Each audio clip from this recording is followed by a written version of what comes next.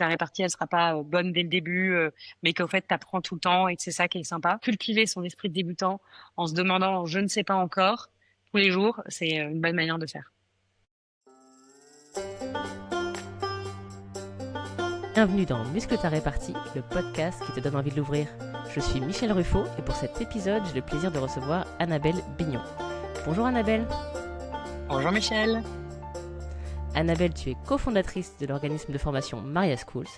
J'ai voulu t'inviter car j'ai la chance de travailler occasionnellement avec toi et ta posture assurée m'impressionne régulièrement. Avec Agnès Alazard, tu as monté il y a quelques années Maria Schools, un organisme de formation d'un nouveau genre pour former les salariés et managers de demain.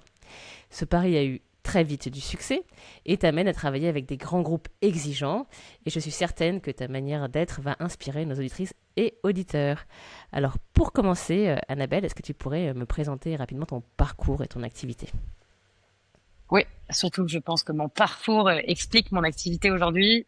Moi, j'ai commencé dans du conseil chez Bain& Compagnie, où j'ai passé près de 4 ans, donc à travailler pour des grands groupes, justement, sur des questions de transformation digitale. Donc, les choses changent pas énormément, mais c'était vraiment la première fois qu'on entendait les mots faut faire attention, on va se faire ubériser. Donc, c'était assez intéressant d'être à ces prémices-là. Et les réponses étaient tout le temps un peu les mêmes. Il faut investir dans la technologie. Aujourd'hui, l'innovation va tellement vite que c'est les startups qui innovent et donc il faut racheter des startups. On est très sur ce vocable-là. Et j'étais dans un univers en fait assez traditionnel de conseils où tout est réglé comme du papier à lettres et je travaillais que pour des grands groupes. J'ai fait un peu un grand écart. Je suis partie, j'ai rejoint un accélérateur de start-up qui s'appelle The Family. Il venait de se créer, c'était le tout début, ultra entrepreneurial, accélérateur de start-up, donc que des entrepreneurs au quotidien que je fréquentais.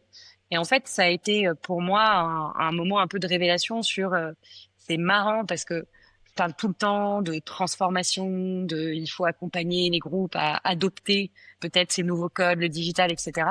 Mais en fait, c'est pas une question de ce qu'on disait avant, faut innover, faut de la tech, faut des outils, ou à la rigueur, faut racheter des startups. C'est qu'une question d'hommes, d'humains, de femmes.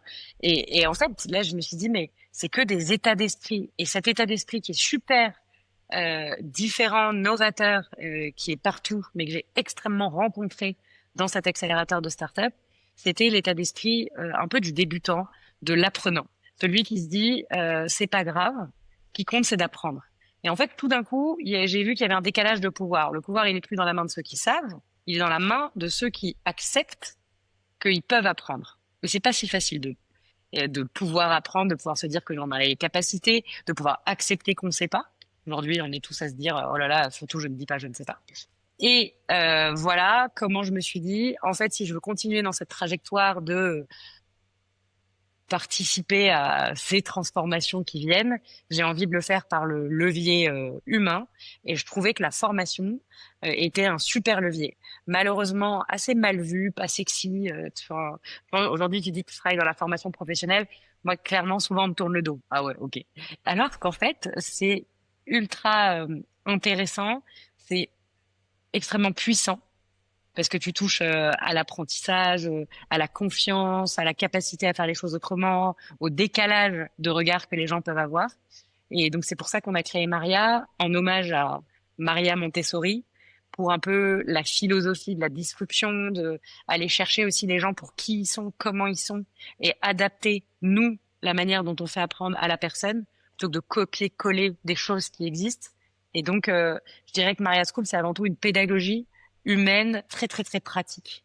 On est là surtout pour que les gens, et du coup, on va chercher des experts qui ont déjà fait, qui peuvent parler de leur expérience et auxquels on peut se reconnaître et qui vont forcément te décaler. D'où le fait, Michel, qu'on a déjà été te chercher sur tes expertises pour que tu viennes former nos élèves. Voilà.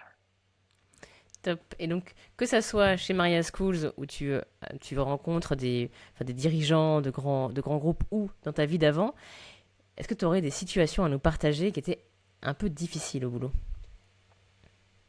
Alors, on en a plein des situations difficiles, celles auxquelles tu peux penser. Enfin, il y a des conversations difficiles.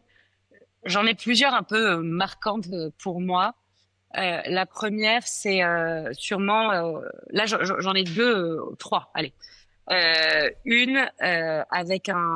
c'était le début de l'aventure. Moi, au début, avant de créer Maria School, j'ai créé Lyon, qui était qui est aujourd'hui une des écoles de Maria School, parce qu'on a plusieurs écoles. Et au tout début, quand tu commences, bah, tu dois aller convaincre des groupes de te suivre, alors qu'en fait, t'as encore jamais totalement fait les choses. Donc, il faut y aller au culot, carrément. Et j'obtiens la confiance de clientes d'un grand groupe japonais. C'était au niveau du comité exécutif européen, prennent la décision d'aller avec Maria Schools pour aller former tous leurs directeurs à l'intrapreneuriat. Pour moi, c'est énorme. C'est le tout début, j'ai pas encore de gros clients et ils me font confiance. Donc toute la formation doit avoir lieu évidemment en anglais. Et j'avais l'habitude de travailler avec un facilitateur qui est pas l'intervenant, celui qui donne les cours, mais nous, dans notre jargon chez Maria, on appelle ça les headmasters. C'est les personnes qui sont là tout le long, qui connaissent hyper bien les différents apprenants, qui savent qui ils sont, qui savent rebondir, qui vont pousser l'intervenant à être le meilleur domaine et tout le temps faire le lien pour que tout soit coordonné et parfait. Et ce fameux headmaster avec lequel j'ai l'habitude de travailler me dit bah oui avec plaisir pour ce client, ça va être trop bien. Et je lui dis, mais tu parles anglais? Il me dit, oui, pas de problème. Arrive le premier jour. En plus, vient inspecter tous les donneurs d'ordre qui avaient dit go, mais c'était pas eux qui faisaient la formation, mais ils étaient un peu au dernier Mm. rang. Et là, il va sur scène. C'est le début, c'est hyper important, tu vois, l'intro. Et je m'aperçois qu'il parle pas anglais. Il m'a menti. Ou il a cru qu'il parlait anglais, mais il s'est rendu compte tout d'un coup que ça sortait pas, quoi. Et là, Mm. t'imagines, t'es grand blanc. Qu'est-ce qui se passe? Qu'est-ce que j'étais mal? Et bah, je suis partie, je suis allée sur scène et j'ai fait style que ça, en fait, ça devait être à moi, qu'il avait un problème, comme si de rien n'était. J'ai tout improvisé. J'avais évidemment pas bossé l'intro, c'était pas, enfin, j'avais bossé avec lui, mais donc voilà, ça fait partie des moments où il faut réagir comme Mm. ça. Un autre moment difficile et peut-être plus en lien avec la répartie, mais à l'écrit pour le coup, c'est pareil, un client très très exigeant qui et c'est la personne opérationnelle, tu vois, c'est pas le donneur d'ordre grand compte qui travaillait avec une des personnes de mon équipe. Et cette personne-là côté client était extrêmement stressée, mais extrêmement stressée à des zones où, j'ai envie de lui dire, on n'est pas médecin, on sauve pas des vies, tout va bien. C'est clair. Mais bon. Et du coup, le problème, c'est qu'elle faisait ressentir son stress énormément à la personne de mon équipe, qui du coup était stressée. Enfin, il y a un moment, moi, ça m'allait plus. Ça peut pas marcher de collaborer comme ça. Faut remettre. Sauf que la formation se passe. Il y a évidemment des problèmes. C'était un pilote. Donc, comme c'est un pilote, on teste des choses et on verra bien après comment on remet. Et plutôt que de nous appeler, à la rigueur, moi et ma collaboratrice avec qui on travaillait, elle décide d'envoyer un email avec tout le monde en copie. Mais quand je dis tout le monde, big boss de la boîte, tous les big boss, on était 15 tout d'un coup en copie. C'était ultra exposant. En plus, il y avait bah, la collaboratrice avec qui je travaillais, la pauvre, elle a dû se dire, mais qu'est-ce que c'est que cet Mm. email? Et son email fait une page entière, détail par détail, de toutes les petites choses où elle considère que c'était pas à la hauteur. Et il y a un nombre de trucs faux. Enfin, vraiment, mon sang ne fait qu'un tour en lisant le truc. Hein, mais comment elle ose? C'est pas vrai, c'est pas comme ça. Hein. Et je me dis, calme-toi. Et je réponds à un email que je laisse dans ma boîte envoi, sans l'envoyer, d'énervement. Je me souviens très bien, j'étais dans un train parce que j'ai découvert le mail dans un train. Et j'écris l'email. Et dans cet email, j'ai eu cette phrase que j'adore aujourd'hui, que je réutilise parfois, en disant, je la remercie pour ses points. Je lui dis que j'anticiperai mieux sur les points où je suis d'accord. Et je lui dis, en revanche, pour le reste, je préfère ne pas rentrer dans la mécanique de la justification qui engendrerait un débat de point de vue contre un autre point de vue. Et tu vois, j'ai juste écrit ça. Et après, j'ai dit, je voudrais qu'on parle de notre collaboration, parce qu'il y a certains seuils de douleur que je ne voudrais pas qu'on dépasse. Point. Mm. Et derrière, en fait, ça a mis tout le monde d'accord. C'était franchement, et je suis contente parce qu'en fait, je l'ai relu le lendemain, il est sous le coup de l'énervement. J'avais trouvé les bons mots. Je l'ai envoyé le lendemain, mais je l'ai pas changé une seconde. Mm. J'ai juste vu que je m'étais pas énervée. J'ai vérifié le lendemain parce que j'étais très très énervée sur le coup. Et je pense d'être arrivée sur, on va pas rentrer dans ce débat, de l'avoir écrit qu'on rentrerait pas dedans, d'avoir replacé le curseur sur en fait il faut une collaboration ok parce que là c'est désagréable de travailler ensemble et on n'en a Mm. pas envie toi et moi. J'étais assez contente d'avoir réagi comme ça à cette situation désagréable. Et pour la petite histoire, elle m'a appelé derrière, elle m'a dit écoute ton mail est parfait, t'as raison, désolé, merci d'avoir dit ça, parlons de notre collaboration et tout s'est super bien passé. Et aujourd'hui c'est une de mes clientes avec qui on travaille le mieux. Donc, parfois ça Mm. commence mal, mais en fait elle a bien vu qu'on était exactement sur la même longueur d'onde. On veut proposer une super expérience. Bah, travaillons bien ensemble pour le faire quoi. Et donc, ce qu'on peut retenir dans ton expérience, c'est différer, déjà, différer la réponse, parce que sur le Ouais. coup de la colère, c'est pas certain qu'on ait les bons mots, surtout par écrit, parce que c'est vrai que par écrit, parfois, ça peut être intéressant. Alors là, il y avait 15 personnes en témoin, mais de passer à l'oral pour dire, oh là, pour qu'il n'y ait pas de malentendu, parce que c'est vrai que Oui, parfois, on mais peut je pouvais pas parce interpréter. que je voulais répondre Oui, devant c'est les ça, 15. c'est exactement, il y a le côté, il y a le public, là, dans ton cas. Et bien vérifier qu'on a, du coup, comme tu l'as fait, tu vas être couché pour faire passer Ouais. la- l'énervement. Et ensuite, bah, il y a le point intéressant que tu dis sur la justification, le fait que tu l'aies mis noir sur blanc, de dire, parce que finalement, dans la répartie, souvent, choisir de se justifier, c'est choisir de, on dit de se crucifier. Donc on n'a pas Exactement. envie de se On crucifier, justifie pas. donc on se justifie pas. Moi, je dis toujours, et quand t'as mal fait quelque chose, encore moins Et donc de à ce moment-là, tu fais quoi justification. là, t'étais pas d'accord avec Tu dis que certains points. t'anticiperas mieux la personne. Là, tu dis, soit, ok, Ouais. j'anticiperai mieux, mais pas de Hmm. justification pour expliquer pourquoi t'as mal fait. Point, c'est comme Ouais, ça. ok. En revanche, tu Oui, proposes c'est des ça. solutions sur pourquoi. Oui, parce que la personne, elle Ça, écoute plus, complètement. en fait, en face, si tu dis... Et attends, j'ai noté la phrase ouais. que j'aimais bien. Je pourrais répondre point par point, mais je préfère ne pas entrer dans la mécanique de la justification ou d'une version contre une autre. Point. J'étais trop contente. Tu l'as fait encadrer ou pas? Ouais, faudrait que je me la mette quelque part. C'est ça, dans les citations. Excellent. Est-ce que tu as d'autres situations de ce type à nous partager? J'ai un jour, un intervenant ultra charismatique, ultra suivi par des milliers de personnes sur LinkedIn et tout. J'étais trop contente qu'il vienne pour faire. Donc c'est un peu un conférencier, tu vois. C'est pas quelqu'un qui te Hmm. donne un cours et des travaux pratiques, mais là pour le coup te décale énormément sur des sujets très difficiles que sont les sujets des limites planétaires, de la responsabilité environnementale et sociale. Et donc évidemment les propos tenus sont difficiles parce que tout d'un coup t'ouvres les yeux à ton public en face de toi et t'as parfois ceux qui ne veulent pas entendre qu'on va vraiment Hmm. droit là dans un mur qui est quand même difficile à ne pas voir, mais malheureusement Hmm. comme dans le film là, je sais plus le nom où on refuse de tout voir alors que dans le cook-up, alors Hmm. qu'en fait ça nous tombe dessus.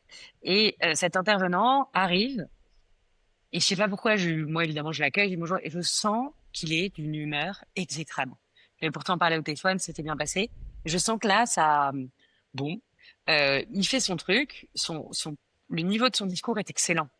Il dit c'est et tout d'un coup le public en face de lui qui est une super promo moi que je connais par cœur parce que c'est des personnes que j'ai dans une formation talent.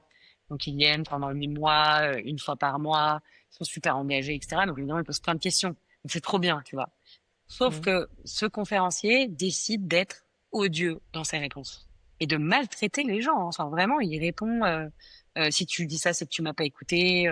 Il n'y a pas d'insulte, mais il y a que des. Cette question est extrêmement mauvaise, j'en veux une autre. Tu vois, waouh. Ok. Pour de vrai, on est tous, et je suis restée muette sur le coup. On a Hmm. continué. Bon, bah, posons une question, tenter un peu d'humour, etc. En revanche, ce que j'ai fait, c'est que je me suis dit, là, il y a un peu de colère, il y a un truc que je comprends pas bien. Mais j'ai pris la promo après et j'ai dit, bah, je propose qu'enfin on parle de ce moment parce qu'il était malaisant. On l'a tous vécu. J'ai pas envie qu'on reste sur, oh là là, on sait que nous, on a envie de vous décaler. Chez Maria, c'est notre objectif. En revanche, le but, il n'est pas de se sentir De faire mal. idiot parce qu'on a posé une question, qu'on nous a Hmm. mal parlé, que tout ça. Donc, j'ai pas réagi en direct, en replaçant, parce que, je sais pas comment dire, ça ne venait pas, je voyais pas le truc, tout ça, il m'aurait moi recadré, bon. Mais je me suis dit, bah, prenons le temps après pour souffler, en parler tous ensemble. Et ça a été super un moment parce qu'il y en a qui sont lâchés, bah ouais, moi j'ai détesté, je supporte pas qu'on parle comme ça. D'autres qui ont dit au Hmm. contraire, mais c'était génial pour une Hmm. fois. Donc tu vois, et ça a permis. Donc je sais pas, a posteriori, est-ce que j'aurais pu faire les choses différemment? J'ai l'impression que quand t'as quelqu'un qui est en colère, de toute façon, pas grand-chose à faire, quoi. Hmm. Donc là, ce qui est intéressant dans ce que tu as fait de manière collective, c'est aussi ce qui se passe quand on est avec quelqu'un quand on est témoin d'une microagression au travail, et même si on n'est pas 10 000 et qu'on n'est que 3, c'est vraiment d'aller soutenir la victime, entre guillemets, et d'aller parler avec elle, et même si on n'a pas pu faire quelque chose sur le coup, ou marquer son désaccord sur le coup en public, d'aller voir Ouais. la victime et lui dire, j'ai vu ça, et je suis pas d'accord, et c'est pas de ta faute, et est-ce que Mm. comment ça va, quoi, par rapport à ça? Donc c'est un peu ce que tu as fait en catharsis collective. Exactement. Mm. Exactement. Et puis après, évidemment, je m'empêchais pas de mettre de l'humour. Donc, moi, ma réaction souvent au moment gênant comme ça, c'est de rire. Je me dis, Mm. c'est une manière nerveuse, je pense. Ma Mm. défense, elle est comme ça. Du coup, je pense que je pouvais dire, ah, je la trouvais bonne cette question, moi. Tu vois, un peu Mm. naïve. Mm. Comme ça, mais Mm. bon, ça apportait pas grand-chose. Mm. Et est-ce que tu en as parlé avec l'orateur en question? Non, jamais. Non, jamais. Non, il est S'il nous parti écoute. direct. Il est resté déjeuner. Il est resté Ok. déjeuner, reparti. Je me suis dit, D'accord, ok, ok. mais Et c'est ça aurait pas pu être une forcément bien, piste hein, j'aurais aussi. peut-être pu. Ouais. Si un jour je l'ai à nouveau et je lui demande de revenir, on lui a pas redemandé, je lui dirais, Mm. au fait, qu'est-ce qui s'était passé, quoi. Oui, c'est ça, parce que tu n'as peut-être pas envie que ça se reproduise, de mettre d'autres gens mal à l'aise Ah non, lors d'une prochaine session. Donc non, non, non, surtout pas. c'est aussi, alors c'est pas toujours simple de, bah, surtout que là je comprends que c'était une personne d'autorité, du coup qui en impose, donc c'est vrai que c'est pas forcément aussi simple qu'avec des collègues de faire un feedback direct, mais Non. c'est vrai que ça aide à, à faire le point Ouais, non, on sait même de pas finalement dire reparler. comment c'est senti. Hmm, D'habitude, on se reparle, ok. mais c'est le genre de profil où tu parles que à l'assistante. Tu parles jamais à la personne en direct. Ah d'accord. Hmm, ok. Top. Merci pour ces exemples. Toi, ça fait 15 ans que tu travailles, ou peut-être même plus. Est-ce que tu as observé des améliorations ou des différences en fonction de différents secteurs que tu as pu voir sur ce sujet des microagressions au travail? Pour de vrai, pas certaine, non. J'ai réfléchi à cette question parce que je savais que tu allais me la poser. Et alors après, je travaille dans un environnement que j'ai choisi puisque c'est ma boîte. Alors on choisit pas toujours ses clients malheureusement, mais j'adore mes clients, ça se passe bien, on arrive à instaurer des bonnes relations. J'ai pas complètement ça. Ce que m'a fait penser et ce à quoi je réfléchis quand on me pose cette question, c'est de me dire, euh, en fait, je le vois, le seul moment qu'on pourrait appeler une micro-agression, enfin, je sais pas si c'est le seul moment, c'est les moments qui me renvoient au fait que je suis une femme. Au-delà d'être une personne compétente dans un domaine qui mène sa barque, je suis renvoyée à mon statut de femme. Et ça n'a pas spécialement changé en 15 ans. En revanche, je l'ai découvert en rentrant dans le monde du travail. Jusqu'à là, je m'étais jamais, au grand, jamais posé la question de je suis une fille ou c'est différent. Tu vois. Et tout d'un coup, Mhm. je trouve que je rentre dans le monde du travail et plein de choses te renvoient à ça. Dans la manière dont les gens pensent les promotions, dans les conversations, alors moi j'ai eu un enfant mais très tard, mais je le voyais autour de moi sur les femmes enceintes autour de moi, et là je me suis dit oh dingue, il y a une différence. Typiquement, je me souviens très bien, donc quand j'ai été prise chez Bain, j'ai des amis garçons, pourtant que j'avais rencontrés déjà depuis longtemps, etc. Je m'étais jamais rendu compte, qui ont été dire que j'avais été prise parce que j'étais une fille. Eux n'avaient pas été pris. Donc, ah, bah, ils ont trop de mecs. Et là, quoi? Mhm. Et ça, Mhm. c'est clairement une microagression. Enfin, même une Mhm. agression. On enlève le mot micro. Et là, ça, je le voyais bien. Et ça, je l'avais jamais découvert. Donc, ma vraie question que je me pose aujourd'hui, c'est 15 ans plus tard. MeToo est passé par là aussi, plein de choses. Il y a moins peut-être de phrases ou choses comme ça. Est-ce que je prendrais le même avec la même violence, le côté ah ouais, j'avais pas maîtrisé que jusque-là j'étais une femme et il va falloir que je fasse les choses un peu différemment, quoi. Ça, je me demande peut-être qu'il y a eu des progrès qui ont été faits et que je le ressentirais pas aujourd'hui en rentrant dans le marché du travail. Mais je vais te dire. Mhm. Et maintenant que tu es bien rentré dans le marché du travail, tu as eu cette anecdote donc chez Bain du fait que tu as été pris et qu'on l'associe au fait que tu sois une femme. Est-ce que tu le ressens là en tant que dirigeante, en tant que femme dirigeante, un regard différent de l'extérieur sur toi parce que tu es une femme? Dans la manière dont je me suis entourée, dans tout ça, pas spécialement, en vrai, non. Mm. Mais oui, je sais que par exemple, la dernière fois, on m'a raconté que on va faire un pitch client. Et on arrive, donc mon associé est une femme, dans mon équipe j'ai beaucoup de femmes. Et là, en l'occurrence, on avait été pitché, on était des filles. Parce que je suis évidemment entourée de mecs géniaux aussi. Et je sais qu'il y a une des personnes qui était dans le jury d'évaluation qui a dit c'est marrant parce qu'elles arrivent là, les petites meufs et tout, et en fait elles envoient. What? Le mec qui dit ça, tu vois? Elles arrivent, les petites meufs, et en fait elles envoient. Donc ça, et c'était quelqu'un qui nous avait trouvé absolument super, très bon, de bon niveau, de tout ce que tu veux. Mais dans sa manière de dire qu'on a été bonne, il nous a renvoyé au fait qu'au début, il s'est dit, ah, c'est les Il meufs s'y qui attendait arrivent comme pas. ça. Donc, c'est Je pense qu'il s'y aucune attendait chance, quoi. pas, en fait. Donc Hmm. peut-être que c'est une chance. Donc je sais que forcément, fatalement, on le renvoie. Après, je suis dans un milieu extrêmement féminin, la formation professionnelle, Hmm. tout le temps des femmes. Donc je pense qu'en vrai, peut-être qu'on se démarquerait plus si on était des hommes, pour le coup, dans ce milieu-là de formation. Et donc, comme c'est un milieu très féminin, évidemment, je ressens pas le fait d'être une femme, tu vois. Hmm. Là, tu as cité le fait que tu envoyais avec ton équipe. Moi, ce que je remarque et que je disais au début, c'était une certaine assurance qui se dégage de ta manière d'être. Est-ce qu'en vrai, t'as la confiance ou, ou tu fais super bien semblant? C'est une bonne question. Non, euh, j'ai appris à être à l'aise et bien aimer ça. Tu vois, de prendre la parole, euh, au tout début, quand on m'a demandé de faire des prises de parole, là, je te parle de prise de parole à une réunion devant 10 personnes, une prise de parole devant Hmm. une assemblée, un truc. Dans le one-on-one, j'ai toujours été à l'aise.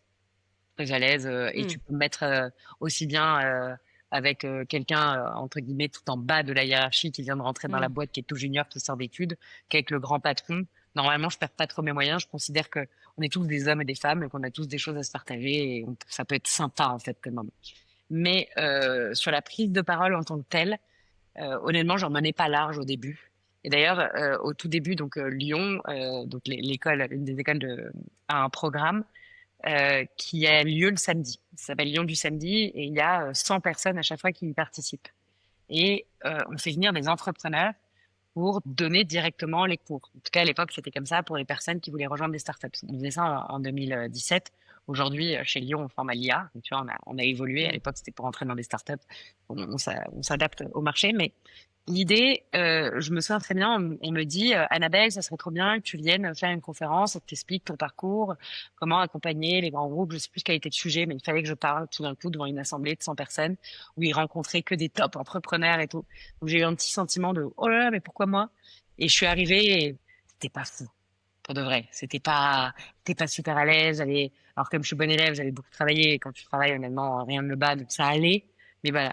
Et on m'envoie comme moi je faisais partie de l'orga, j'avais tous les feedbacks sans filtre. Je voyais ce que les gens avaient dit, on me demandait les feedbacks de tous les trucs.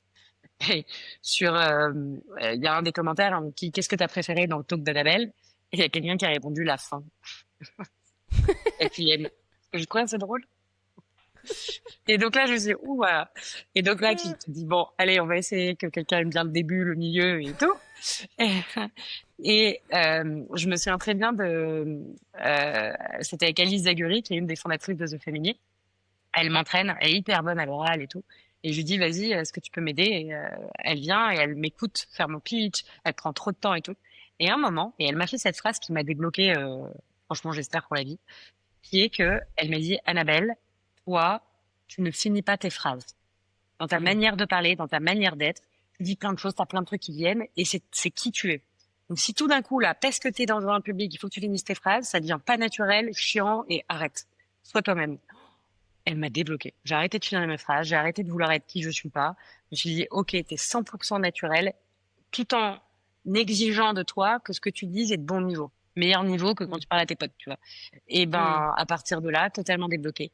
Et donc, je pense que ce que j'ai, au-delà de la confiance, c'est que j'ai appris à être ultra naturel et qu'en fait, c'est ça la force de quelqu'un qui est, entre guillemets, bon à l'oral.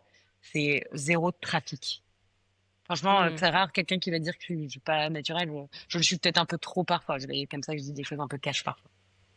Hmm. Ok, donc ça t'a débloqué d'avoir d'arrêter de faire semblant, de finir absolument tes phrases si tu les finis pas. Ça fait écho à moi quelque chose qu'on m'a dit en prise de parole. En fait, moi, je me marre souvent. Enfin, c'est un peu plus Oui, fort que tu moi. te Je me marres, marre toi. beaucoup. Je me marre beaucoup. Et en fait, j'ai essayé en prise de parole d'être sérieuse parce que voilà, enfin, il faut être sérieux quoi. Pour en imposer comme les autres, pour moi, l'autorité, c'était d'être un peu sérieux, donc c'était un peu dur pour moi. Et jusqu'au jour où quelqu'un m'a dit, en fait, dans tes prises de parole, enfin, un coach en prise de parole m'a dit, dans tes prises de parole, ta force, c'est que tu te marres avec le public, t'interagis, et elle me dit, sois ton, ton surmoi, quoi, exagère ce point-là. Et du coup, là, ça m'a complètement libérée. Parce que je me disais, ah, le truc que j'essaye d'enlever, en fait, il faut que je le fasse puissance 1000. Et en fait, c'est ça que les gens aiment bien, que finalement, de se marier avec moi, que ce soit interactif. Et du coup, c'est le côté, on s'endort moins, quoi. Parce que je vais Exactement. faire la petite blague qui Et va les parce que surprendre. t'as été toi-même, quoi. Enfin, moi, je suis Hmm. persuadée que c'est le naturel qui gagne. On m'a souvent dit, c'est marrant, on a l'impression que tu parles tellement naturellement, on a l'impression que t'es en face de gens que tu connais par cœur. Je dis, bah oui, parce que je me mets pas une cape. Est-ce que tu as des. Donc, toi, ton secret, c'est finalement, c'est d'essayer d'être authentique, naturel et pas de tricher dans tes prises de parole. Est-ce qu'il y a d'autres choses qui font que, bah, quand même, tu te dis que. Alors, je sais pas si c'est naturel, mais en one-to-one avec un dirigeant, tu en imposes. Moi, j'en ai vu, pas plus tard que cette semaine, des personnes qui se décomposent quand elles sont devant le grand chef. euh, Parce que tu as peur de dire une connerie, quoi, ou t'es en train de te dire qu'est-ce qu'ils pensent de moi, ou. Enfin, il y a peut-être des choses qui vont. Je sais pas ce qui se passe Oui, dans leur alors tête, mais en tout cas, elles franchement, se pour être décomposent. honnête, si ça m'est arrivé, je me souviens très bien, il y a peut-être 5 ans, j'obtiens un rendez-vous avec la présidente d'une des grandes branches de la BNP. Je me souviens plus du nom de cette femme, mais une super super femme qui est, elle a monté tous les échelons à la BNP en commençant conseillère clientèle dans une boutique de la BNP, je crois à Nice. Et aujourd'hui, elle est au siège, énorme patronne, trop forte, dans un milieu en plus très difficile où si t'es pas énarque, la BNP, il y en a peu des pas énarques tout là-haut, tu vois. Donc moi déjà, j'ai un respect immense pour cette femme. En plus, elle est hyper active sur les réseaux de femmes pour aider les autres femmes, etc. Enfin vraiment, j'avais une grosse dose d'admiration. Et j'obtiens un rendez-vous avec elle, elle accepte de me rencontrer sur un sujet de femme, je sais plus très bien. Et j'ai complètement raté le rendez-vous. Je m'étais mis dans la tête trop de choses, j'avais engagé trop de elle est incroyable, elle est super. Puis j'avoue que je suis arrivée dans un décorum où en fait salle à manger privée, personne en Hmm, gants blancs qui te sert le café, tout ça. Ça m'a hyper impressionnée. hmm. Et j'étais plus moi-même. Tout d'un coup, je me mettais à effectivement penser dans ma tête à Annabelle, est-ce que t'es bonne là? Oh là là, la catastrophe. J'ai raté le rendez-vous. Je pense qu'elle a dû se dire, mais qui est cette fille? Donc si ça arrive, et ça m'arrive et ça m'arrivera encore. Après, je pense que j'ai progressé là-dessus. Euh, en fait, maintenant, je saurai toujours qu'est-ce que j'ai envie de dire, avec quoi je veux repartir, et ça sera sympa si on a passé un moment commun. Et du coup, j'ouvre plein de portes. Et tu vois, typiquement, j'avais un rendez-vous pareil chez Orange avec une femme très haut placée. Je sais plus comment j'avais réussi à obtenir un rendez-vous, mais par un bluff le plus total. Et là, pour le coup, j'avais appris de mes erreurs avec la BNP. Et on a parlé que d'un sujet très spécifique qui était l'état d'esprit des collaborateurs pour réussir à se dire qu'il faut qu'ils apprennent avec plein de trucs et tout. Au bout d'une demi-heure, elle prend le téléphone devant elle et j'entends en fait qu'elle téléphone à son assistante pour lui dire de enlever le rendez-vous qu'elle a derrière. Elle va rester une demi-heure de plus avec moi. Hmm. Incroyable, tu vois. Et ça s'est trop bien passé. Et à la fin, c'est devenu une cliente. Et on avait parlé de enfin, je lui avais pas présenté qui j'étais ni ce qu'on faisait, mais on a parlé de sujets clés de ce qui m'anime, du pourquoi Maria. Donc c'était génial. Hmm, hmm. Quand tu parles de quelque chose dont tu es convaincu, ça donne plus envie de t'écouter parce que t'es à fond, quoi. Mais c'est un peu comme ça qu'on choisit nos intervenants chez Maria Schools. On Hmm, veut des gens qui, parce qu'ils sont à fond sur le sujet, parfois même un peu geek sur le truc, te décalent, t'apprennent et t'intéressent parce que franchement, ils vont devenir super intéressants sur un sujet. Et c'est hmm, ça que hmm. j'adore, moi, dans les intervenants qu'on va chercher.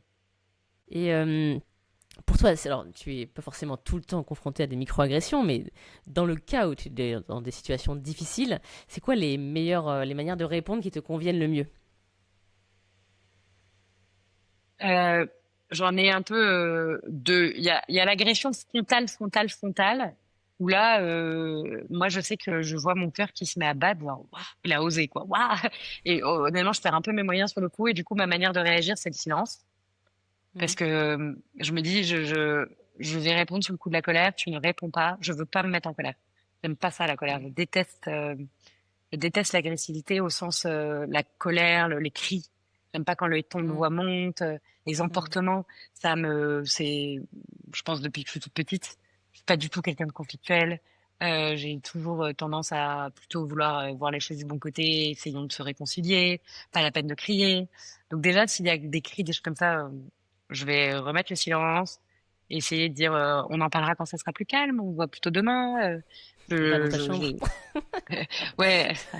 Alors, j'ai pas d'enfant ado, mais j'imagine que ça se passe comme ça, on verra. Ma fille a 4 mois, donc autant te dire que pour l'instant, je ne maîtrise absolument pas ces choses-là. Elle peut pas y aller toute Mais, seule. elle peut pas y aller toute seule, exactement. Mais je pense que ça. Et après, sinon,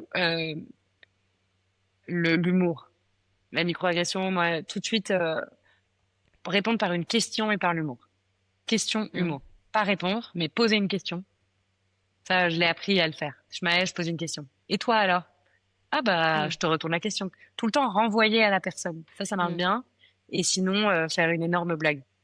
Euh, tu vois, oh, je sais pas si je poserais cette question à mon chien. Tu vois, des conneries comme ça, mais tu décales complètement le truc. Et la personne se comprend pas et Tu voit bien cherches le que... bug. Ça, Ouais, je cherche le bug. ça. Elle Cherche le pose des bug, questions à son décale chien. complètement le truc.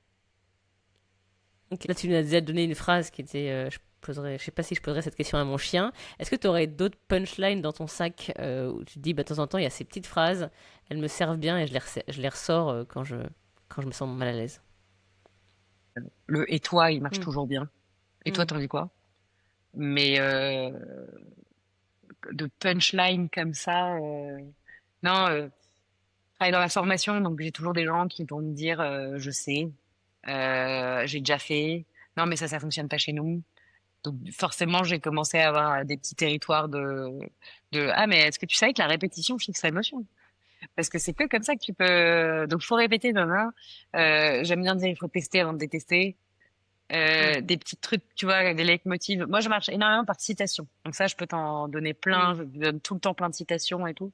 Mais des punchlines que j'ai comme ça, non. Non, en fait, comme je suis plutôt spontanée, elles viennent au moment T. En revanche, je suis persuadée d'une chose, c'est que si tu veux, entre guillemets, muscler ta répartie, je vois muscle ta répartie écrit à l'écran, euh, il faut le faire. Il faut oser. Et en fait, tu auras des flops. Ta répartie, elle sera mauvaise. C'est comme les gens qui font de l'humour et qui sont super drôles. Les gens-là, au début, 4 fois sur 5 même, ils sont souvent pas drôles. Mais quand ils sont drôles, ils sont tellement drôles qu'on se souvient que de ça. Et il faut oser, en fait. Moi, j'ai des copains très, très drôles et je remarque, c'est génial. Tu passes un moment avec eux, qu'est-ce que tu ris? Mais je remarque, c'est vrai qu'ils en font plein des flops. Mais les non-flops sont tels que tu retiens que les non-flops. Hmm. Et puis c'est Et je aussi pense que dans la un répartie, entraînement. c'est un peu ça. Ouais, c'est Hmm. de C'est un l'entraînement. apprentissage. C'est un apprentissage. La répartie, c'est aussi bah, tester les trucs, comme tu dis, hein, tester avant de détester et oser. Oser un truc et te À dire, bon, fond. bah, ça, là, ça l'a pas fait, quoi. Mais c'est pas Eh, pire que d'être isolé, quoi. Enfin, t'as dit un truc au moins. exactement. Hmm. Exactement. Une question qui me taraude, qui est que bah, tu me dis que finalement, toi, tu as créé un bon environnement. Est-ce que c'est ça le secret de cultiver des choses pour éviter les mauvaises situations? Et finalement, éviter les microagressions en jardinant un peu chez soi, dans son équipe, avec ses partenaires, Oui. pour que ça se produise pas. Ah, ça, j'en suis convaincue. Et autant il y a plein de choses dont t'as pas le contrôle, autant il y a des choses où il faut faire des choix, il faut renoncer, et il faut se protéger. Et pour moi, se protéger, c'est aussi des gens de qui on s'entoure, des travaux que l'on accepte, des choses comme ça. Et c'est hyper, hyper important. Alors, ton rôle à toi personnellement, il est de commencer par ne pas agresser, par Mm. apporter des solutions de des problèmes, par essayer donc, parce que si tu te fais pas ça toi-même et que tu demandes ça des autres, voilà. Mais je suis intimement convaincue que tu peux travailler et jardiner pour faire en sorte de te dire, là, j'ai eu trop d'agressions avec cette personne, ça ne va pas. J'éviterai à terme de retravailler avec elle le plus possible, ou si on doit retravailler, il faudra qu'on en parle avant. Mm. Et du coup, en Un peu parler comme en un revanche. filtre. Un Ouais, filtre comme aussi un de se filtre. dire c'est quoi les vampires qui me prennent mon énergie, qui me font du mal, et c'est quoi les gens qui me ressourcent.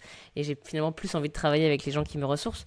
Ou alors, comme tu as fait, finalement, il y a des vampires qui font pas exprès, c'est-à-dire que qui se rendent pas compte. Donc, peut-être Exactement. échanger avec eux pour établir de nouvelles bases, dire ok, c'est cool de travailler ensemble si on fait comme ça, mais là, on est dans la ligne rouge, quoi. C'est Et nous, discuter des c'est lignes quelque rouges. chose dont on est extrêmement conscient au quotidien de ça. Pourquoi? Parce que on considère chez Maria que notre rôle, il est, et on pense que une de nos pédagogies, c'est de mettre énormément en valeur la joie. Et dans la joie, t'as pas beaucoup de microagressions, tu vois. Et donc, ça veut dire que si tu passes le pas de la porte de chez Maria, faut qu'on te sourie, qu'on te propose des choses, qu'on t'accueille, on te tutoie. Donc que tu sois grand boss ou pas, tu seras tutoyé, tu seras accueilli un peu de la même manière. Et on y tient et du coup on fait attention à ça. On sait que l'attention aux détails, l'attention aux personnes est hyper importante. Donc bon, évidemment, nous parfois on a besoin aussi d'extérioriser parce que quand tu donnes beaucoup, alors évidemment tu reçois beaucoup, mais parfois on accueille des gens qui sont vraiment. Alors le plus drôle, ce qu'on aime bien faire, bon maintenant on en a fait un jeu, c'est que quand on accueille des clients, parce qu'on accueille plein de gens en formation chez nous, donc on a des super bonnes surprises, on a des gens incroyables, trop sympas, etc. Et puis parfois, t'as les gens qui viennent avec leur bagage de mauvaise humeur, d'agression, t'as beau tout donner, il y a rien qui passe, c'est pas content, Mm. quoi. Et donc, ils te regardent, ils lèvent les yeux au ciel quand tu leur proposes quelque chose, ils t'expliquent que ton lieu, ça ressemble à une crèche. Donc là, tu continues de sourire. Et en fait, là, généralement, on a une conversation tous ensemble qu'on ouvre en disant j'ai quelqu'un que j'aimerais passer de détracteur à promoteur, aller challenge. Et en fait, on se lance des challenges sur les gens difficiles qu'on trouve un peu agressifs, des trucs comme ça, sur est-ce qu'on va réussir à les mettre dans un bon mood. Et du coup, en faisant un challenge, on le vit un peu mieux déjà. Puis parfois, on n'y arrive pas, on en rit en disant bah c'est dommage pour cette personne. On n'a pas réussi à la mettre dans un bon mood. Mm. Mais on essaie de le C'est prendre comme un, ça, parce que c'est sinon, un ça jeu, te... quoi. Ouais, parce que parfois, sinon, tu vis les choses beaucoup trop à cœur. C'est difficile, nos métiers, quand même, d'être au contact comme ça de gens. Moi, t'en as qui souffrent, faut les accompagner, faut être Mm. là. Et donc, essayer de mettre un peu de distance, ça fait du bien quand même. Mm. Et effectivement, j'ai un souvenir chez Maria où il y avait un détracteur qui est devenu promoteur à la fin de la journée, Ah bah, tu qui vois. avait chié sur, chié sur ce qu'on avait fait le matin et qui était ouais, c'était trop bien en fin de journée. Et c'est vrai qu'on était tous Ah ouais, en train de se lui, dire on ok, l'a eu. on a, Exactement. on, on a bien bossé, mais fou, c'était quand même un petit peu épuisant. Donc c'est bien qu'ils soient pas tous Exactement. comme ça. Mais c'est vrai que dans ces métiers, il y a. Moi, tu parlais aussi de la transformation de l'entreprise, tu parlais de l'IA au démarrage, ça va très vite. Et pour certaines personnes, quand même, quand ils vont dans ces formations-là, ils freinent des cas de fer. Ils sont pas tous super volontaires. Donc c'est vrai que c'est de savoir gérer Non. aussi ces personnes qui freinent des cas de fer. Top. Est-ce que tu aurais quelques conseils pour les auditeurs et auditrices pour terminer? Moi, il y a deux choses que j'adore faire dans mes moments quand je vois que je suis beaucoup trop sur Instagram, à regarder des choses complètement inutiles sur Internet que j'ai déjà fait 3 fois, le fil de tous les journaux dans mes apps et tout, et que j'ai pas quand même envie d'acheter mon portable, je vais sur YouTube et je regarde des concours d'éloquence. J'adore ça. Aller à ça parce que tu vois à quel point en fait la répartie ça se travaille, t'as des gens incroyables, ça peut donner plein d'idées, c'est des super sources d'inspiration et en plus tu passes un moment incroyable et les gens sont trop forts, hein. Donc honnêtement concours d'éloquence sur internet on trouve plein de vidéos super. Évidemment il y a plein de documentaires aussi qui existent. Je me souviens de À voix haute qui était génial, donc ça je recommande d'aller regarder, je trouve que c'est trop bien, que ça met de bonne humeur. Il y a pour ceux qui habitent à Paris la conférence du stage, c'est les avocats qui sont élus comme les plus éloquents. T'es élu pour un an, je crois, et ils organisent, ils invitent des personnalités et ils font des débats. C'est hyper drôle. Ils sont complètement. C'est une fois tous les 2 ou 3 mois. Faut aller regarder sur les sites internet la conférence du stage et tu peux aller assister. Moi, j'avais été voir un jour, ils avaient invité François Hollande, donc ancien président de la République. Ils avaient tiré son portrait, mais d'une manière mais excellente. C'était hyper drôle. Et François Hollande a des droits de réponse à des moments clés. Ensuite, il débat. C'est hyper bien fait, c'est hyper drôle, c'est hyper sympa en fait ces moments de répartie. Et on se rend compte que parfois on se freine trop et quand ça se lâche, parce qu'ils se lâchent les avocats, mais c'est très très drôle. Donc voilà. Et donc j'avais fait une fois, mais j'avais bien aimé. Et mon conseil, sinon, et ça serait un peu ce que on revient avec notre philosophie Maria Schools, mais on dit qu'il faut cultiver l'esprit du débutant. Et je pense que, en fait, c'est assumer que ta répartie, elle sera pas bonne dès le début, mais qu'en fait, t'apprends tout le temps et que c'est ça qui est sympa. Et en fait, cet esprit du débutant, ça vient d'un concept japonais. Donc, tout le monde connaît l'ikigai sur l'alignement, mais les gens connaissent Mhm. moins le shoshin. Et le shoshin, en fait, c'est plus t'es expert, et donc c'est dans les arts martiaux que ça a commencé, quand tu deviens très très fort et que tu augmentes ton expertise, plus il faut avoir l'esprit du débutant. Parce que plus t'es expert, plus t'as des œillères, plus tu te refermes en fait. Plus c'est hyper facile pour toi et donc tu ne regardes pas les choses comme elles pourraient venir et donc ça empêche aussi de progresser. Et donc, je trouve que cultiver son esprit de débutant en se demandant je ne sais pas encore tous les jours, c'est une bonne manière de faire. Merci beaucoup Annabelle pour ces histoires et ces conseils. Pour tous les auditeurs et auditrices qui souhaitent muscler leur répartie, je vous invite à aller télécharger les 15 punchlines pour réagir face aux microagressions au travail. Et on se retrouve très bientôt pour un nouvel épisode. Excellente journée Annabelle et à très bientôt. Aussi, merci Michel. Au revoir.